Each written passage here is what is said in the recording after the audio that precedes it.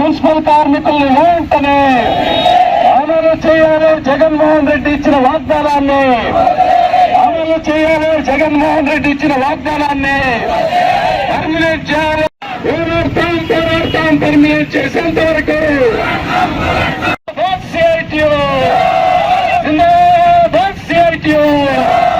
అమలు చేయాలి జగన్మోహన్ రెడ్డి చేసిన.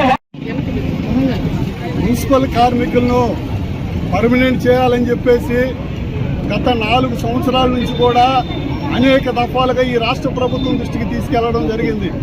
మేమేమి గుంతెమ్మ కోరికలు మున్సిపల్ కార్మికులు అడగటం లేదు.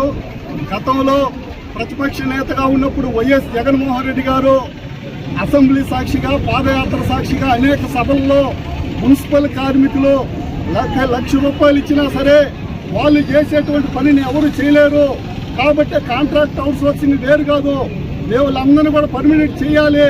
మీరు కానీ చేయకపోతే నేను అధికారంలోకి వచ్చిన 6 నెలలకు వీళ్ళందరినీ కూడా పర్మినెంట్ చేస్తామని చెప్పి హామీ ఇచ్చారు.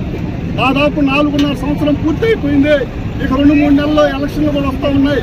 కానీ మున్సిపల్ కార్మికులు ఏదైతే ఆ రోజు నేను మాట తప్పును మడమ తిప్పనని చెప్పేసి చెప్పేటువంటి వైఎస్ జగన్మోహన్ రెడ్డి గారు దళిత గిరిజనులైనటువంటి మున్సిపల్ కార్మికుల పట్ల ఎందుకు మాట తప్పుతున్నారని చెప్పేసి మేము అడుగుతా ఉన్నాం. ఈరోజు మంత్రి గారు చెప్తా ఉన్నారు, పోటీ కార్మికులను మేము దించేస్తాం, వాళ్ళని అడ్డుకుంటే కేసులు పెడతామని చెప్పి చెప్తా ఉన్నారు. అయ్యా ఆదిమూలపు సురేష్ గారు, మంత్రి గారు, మీరు అర్థం చేసుకోండి. మీరు కేసులు పెడితేనో లేకపోతే పోటీ కార్మికులు తిప్పుతో మున్సిపల్ కార్మికుల పోరాటం ఆగదు.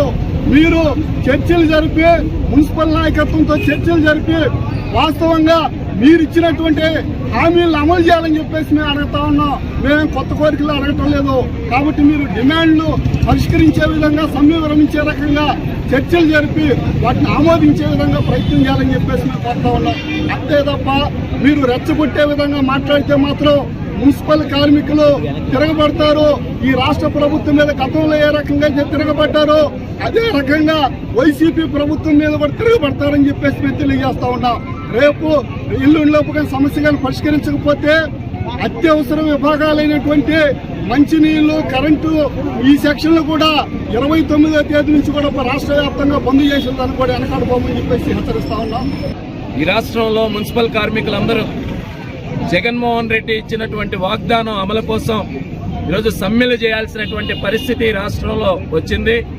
మాట తప్పను, మడమ తిప్పను, నేను ఉన్నాను, నేను చూస్తున్నాను, ఇటువంటి అనేక మాటలు చెబితే నమ్మక ద్రోహానికి, నయవంచన వాకి ఎదుటి వాళ్ల చిరునామా నేను కాదు అనేటటువంటి మాటలు జగన్మోహన్ రెడ్డి చెబితే అవి నమ్మి ప్రజారోగ్యాన్ని, ప్రజా శ్రేయస్సుని కాపాడుతూ వీళ్ల ప్రాణాలని పణంగా పెట్టి మలమూత్రాలు, చెత్తా చెదారాలు, మలినాలు, కలేబరాల నడుమ ఈరోజు దుర్భర జీవితాలని గడుపుతూ బ్యాక్టీరియాలు, వైరస్లు, అనేక రకాలైనటువంటి రోగాలతో యుద్ధం చేస్తూ కరోనా వారియర్స్ గా ఉన్నటువంటి మున్సిపల్ కార్మికులు ఈరోజు ప్రభుత్వం మీద యుద్ధానికి దిగాల్సినటువంటి పరిస్థితి వచ్చినదంటే ఈ జగన్మోహన్ రెడ్డి వైఖరే ఇందుకు కారణం. మేము ఇప్పటికే అడుగుతా ఉన్నాం, జగన్మోహన్ రెడ్డి గారు మీరు ఇచ్చినటువంటి మాటని ఎందుకు అమలు చేయలేదో కనీసం అయినా చెప్పండి. కాంట్రాక్ట్ అవుట్ సోర్సింగ్ వేరు కాదు, కాంట్రాక్ట్ అవుట్ సోర్సింగ్ కార్మికుల్ని మేము పర్మనెంట్ చేస్తామని చెప్పాడు.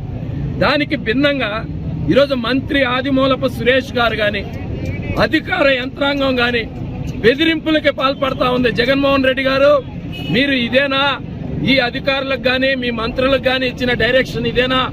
ఖబర్దార్, పోటీ కార్మికులను ఎదుర్కొంటే మిమ్మల్ని తొలగిస్తాం, మిమ్మల్ని అరెస్టులు చేస్తాం, పోలీస్ కేసులు పెడతాం, బెటాలియన్ దింపుతాం అనేటటువంటి బెదిరింపులు ఈరోజు మంత్రి చేయడం గాని, అధికారులు చేయడం గాని ఇది ఎంత మేరకు సమంజసం అని చెప్పి మేము ఈరోజు మున్సిపల్ వర్కర్స్ యూనియన్ గా అడుగుతున్నాం. ఇంతవరకు చరిత్రలో నియంతలాగా నిర్బంధాన్ని ప్రయోగించి ప్రజా ఉద్యమాలని, కార్మిక ఉద్యమాలని, అందులో కరోనా వారియర్స్ యొక్క ఉద్యమాలని అనగదొక్కినటువంటి వాళ్ళు ఏమైపోయారో ఒక్కసారి చరిత్రను వెనక్కి తిరిగి చూసుకోండి. కాలగర్భంలో కలిసిపోయినటువంటి పరిస్థితి, అడ్రస్లే గల్లంతైనటువంటి పరిస్థితి. మీరు అటువంటి పరిస్థితులు తెచ్చుకోవాలనుకుంటే, మీకు అధికారం ఇచ్చారు కదా, అనగదొక్కదాం అనుకుంటే ఇది కుదరదు. మేము ఒకటే అడుగుతున్నాం, న్యాయమైన డిమాండ్. జగన్మోహన్ రెడ్డి ఏదైతే చెప్పాడో అదే అమలు చేయమంటున్నాం, పర్మినెంట్ చేయమంటున్నాం. కాబట్టి కరోనా వారియర్స్ చేసే ఈ సమ్మె పోరాటానికి నెల్లూరు జిల్లాలోని, నెల్లూరు నగరంలోని ప్రజలందరూ కూడా మీ యొక్క సంపూర్ణ మద్దతుని అందించాల్సిందిగా మరీ విజ్ఞప్తి చేస్తా ఉన్నాం.